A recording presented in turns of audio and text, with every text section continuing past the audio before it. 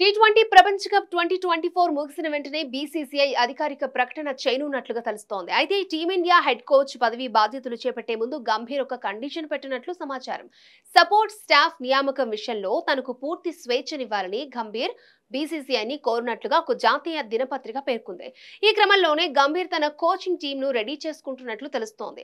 తనకు అత్యంత సన్నిహితుడైన Jonty roads ను ఫీల్డింగ్ కోచ్ గా ఎంపిక చేసినట్లు సమాచారం. ఐపీఎల్లో ముంబై ఇండియన్స్ జట్టుకు 9 ఏళ్ల పాటు ఫీల్డింగ్ కోచ్ గా సేవలందించిన జాంటీ రోడ్స్ ప్రస్తుతం Lucknow Super Giants fielding coach గా కొనసాగుతున్నాడు. గౌతమ్ గంభీర్ లక్నోకు మెంటర్ గా ఉన్న టైంలోనే అతను జట్టులో చేరాడు. 2019లో Jonty Rhodes team India fielding coach పదవి కోసం దరఖాస్తు చేసుకోగా అప్పటి హెడ్ కోచ్ రవిశాస్త్రి తిరస్కరించారు. అప్పటి fielding coach R Sridhar contract ని పొడిగించారు. రవిశాస్త్రి అనంతరం Rahul Dravid Team India head coach గా బాధ్యతలు చేపట్టగా అతను తనకు అనుకూలమైన సపోర్ట్ స్టాఫ్ ను నియమించుకున్నాడు. ఫీల్డింగ్ కోచ్ గా Telugu Desam T Dilip, bowling coach గా పరాస్ మాంబ్రేను తెచ్చుకున్న ద్రవిడ్, బ్యాటింగ్ కోచ్ గా మాత్రం విక్రమ్ రాథోడ్ ను కొనసాగించారు.